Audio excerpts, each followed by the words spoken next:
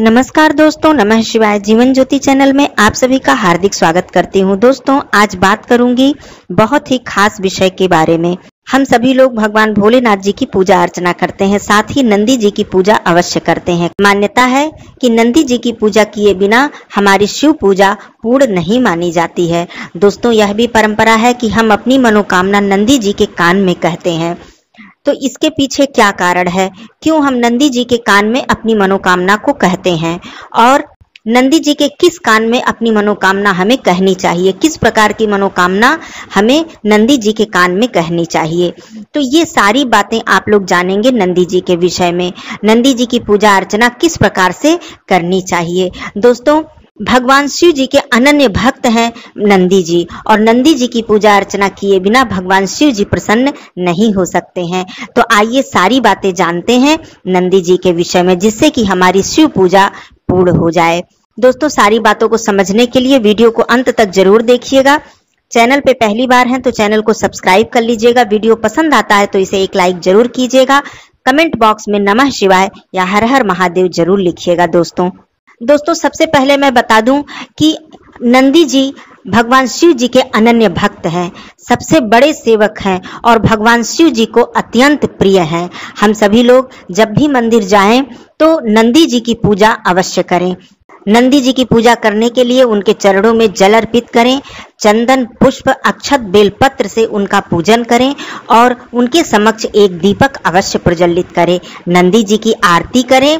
उसके बाद उनका पूजन अर्चन करने के बाद नंदी जी के बाएं कान में अपनी मनोकामना को कहें। याद रहे कि अपनी कोई ऐसी मनोकामना आप नंदी जी के कान में ना कहें जो कि किसी का अहित करती हो। ऐसी कोई मनोकामना जो कि जिसमें कि किसी की बुराई हो या आप किसी का अहित करना चाहते हो, ऐसी नीयत से आप नंदी जी के कान में अपनी कोई मनोकामना ना कहें। केवल अच्छी मनोकामना ही नंदी जी के कान में कहें।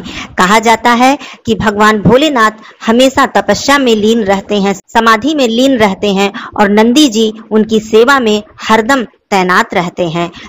इसलिए हम भगवान शिव जी से अपनी मनोकामना ना कहकर नंदी जी से अपनी मनोकामना कहते हैं कि भगवान शिव जी की तपस्या भंग न हो।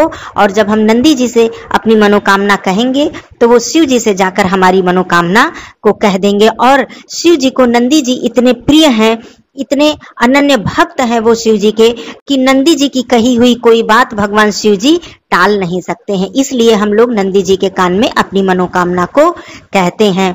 दोस्तों, जब भी आप शिव मंदिर में जाएं तो नंदी जी की पूजा किए बिना आप लोग वापस नहीं आए। नंदी जी की पूजा उतने ही विधि विधान से करें जितने की विधि विधान से हम लोग शिव जी की पूजा करते हैं।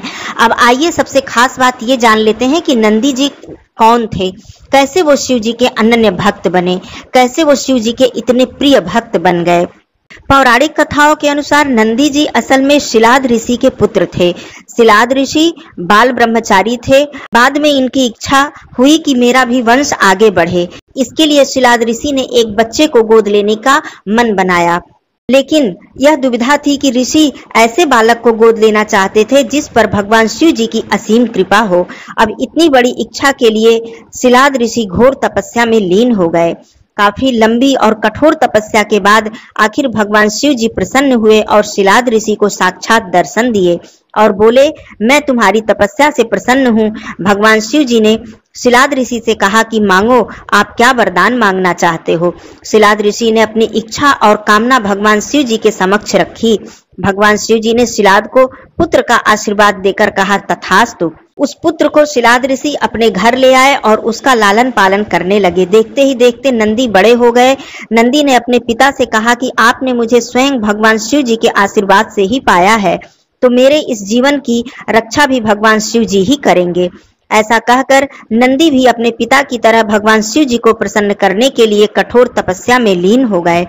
फलस्वरूप भगवान शिव जी प्रसन्न हुए और नंदी को बैल का मुख देकर अपना सबसे प्रिय वाहक बना लिया। इस प्रकार नंदी भगवान शिव जी के सबसे प्रिय वाहन बने और समाज में उन्हें पूजनीय स्थान भी मिला। भगवान शिव जी नंदी जी की तपस्या से इतने प्रसन्न हुए कि उन्हें वो सबसे अधिक प्रिय लगने लगे, सबसे अधिक प्रिय भक्त उनके बन गए। कहा जाता है कि नंदी जी की पूजा अर्चना किए बिना भगवान शिव जी की पूजा अर्चना कभी संपूर्ण नहीं होती है, और नंदी जी की पूजा यदि हम नहीं करते हैं तो शिव जी हमारी पूजा से कभी प्रसन्न नहीं होते हैं। तभी से शिव जी के साथ नंदी जी की पूजा की जाने लगी, और जहां भी शिव मंदिर होता है, जहां भी शिवलिंग को स्थापित किया जाता है, वहां नंदी जी को स्थापित किया जाता है। कहा जाता है कि नंदी जी भगवान शिव जी का संग एक पल के लिए भी नहीं छोड़ते हैं।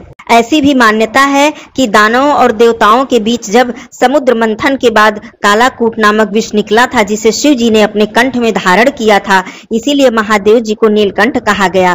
कहा जाता है कि विषपान के समय इसकी कुछ बूंदें जमीन पर गिर गईं, जिसे नंदी ने अपनी जीभ से समेट लिया, जिससे कि इस धरती का विनाश न होने पाए। इस समर्पण के भाव को देखकर भगवान शिव जी अत्यंत प्रसन्न हुए और नंदी जी को अपना प्रिय बना लिया। कहा जाता है कि नंदी जी जैसा प्रिय और अनन्य भक्त शिव जी का कोई और हो ही नहीं सकता। तो दोस्तों, आप सभी लोग इस प्रकार से नंदी जी का पूजन अर्चन करें और अपनी मनोकामना नंदी जी के कान में अवश्य कहें। यह थी पूरी जानकारी नंदी जी के विषय में। जानकारी अच्छी लगी हो तो वीडियो को लाइक जरूर कीजिएगा। फिर मिलती हूँ ऐसे ही उपयोगी वीडियो के साथ। तब तक के लिए दोस्तों धन्यवाद। नमः शिवाय। हर हर महादेव।